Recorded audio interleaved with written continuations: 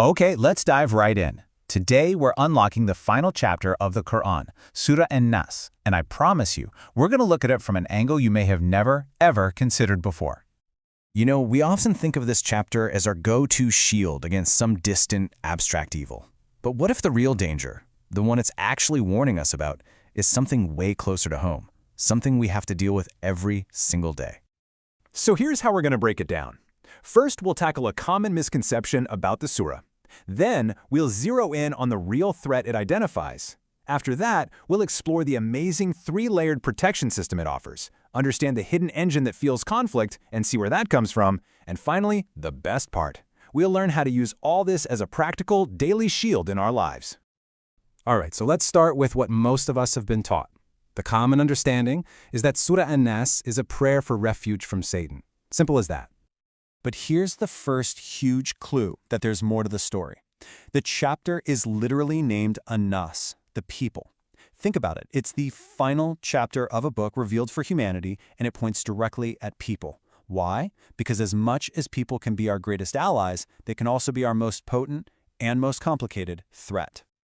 This really hits the nail on the head.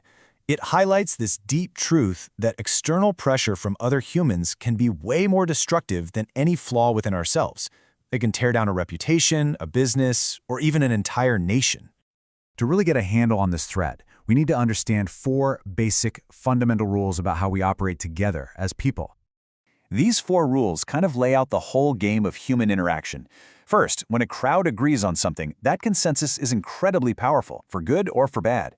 Second, you will never please everybody. It's just impossible, which leads directly to the third rule: opposition isn't just possible, it's a guarantee.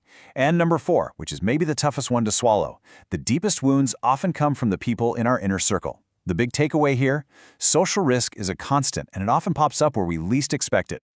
Okay, so if the big danger is other people, how do we possibly protect ourselves? Well, this is where the surah gets brilliant. It gives us a powerful three-layered shield by calling on three specific divine attributes, and each one guards a different, vulnerable part of our lives. The first layer of the shield is Rabb An-Nas, the Lord of the people. This protects your absolute core survival. We're talking about your life, your job, your ability to put food on the table, your basic dignity. When someone tries to get you fired, they're launching an attack on this primary sphere.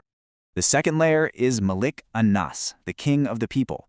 This one guards everything you own and everyone you know: your property, your money, your friendships, your social standing. Think about a business rival spreading rumors or someone trying to turn your friends against you. That's an attack right on this sphere. And the final, ultimate layer of protection is Ilah An-Nas, the God of the people. This is about the highest level of authority. A threat here is something big, a binding decision you can't just brush off, like a new law or a court ruling that directly impacts you. And here is where it gets really, really cool. These three spheres don't just exist in your personal life, they perfectly mirror the structure of society. The Rabb sphere, that's the workers, the people who produce things. The Malik sphere represents the owners, the investors. And the Ilah sphere, that's the rulers, the government. So a threat can literally come at you from any of these levels of society. So what is the engine that's driving all these threats from people? What's the fuel for the fire?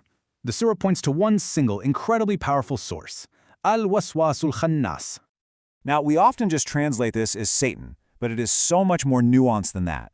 Think of it less as an external being and more as the internal, hidden system of human emotions: envy, fear, pride, greed, that quietly whispers to us and drives our actions.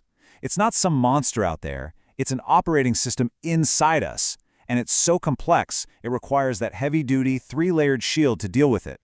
Just think about it. One single event happens. One story breaks online. For one group, it triggers fear. For another, it triggers anger. And for a third group, it might even trigger a twisted sense of satisfaction. All those conflicting emotional reactions create waves of chaos and instability. That cascade effect, that's the power of al-waswas. So where does all this emotional triggering come from? Well, the very last line of the surah gives us the answer. It points to two distinct sources. The first source is An-Nas, the stuff you can see. These are the direct, overt influences from other people. Criticism, rumors, direct threats, peer pressure, you know the deal. But the second source, and this one is often way more powerful, is Al-Jinnah, the hidden, systemic forces that mess with our emotions without us even realizing it's happening. And this idea of al-Jinnah is so incredibly relevant right now. Seriously, just think about it. Social media algorithms are literally designed to make you angry or fearful to keep you scrolling. Subliminal ads, political propaganda, news cycles that are totally biased, all of these are modern forms of this hidden influence designed to push our emotional buttons for someone else's profit or power.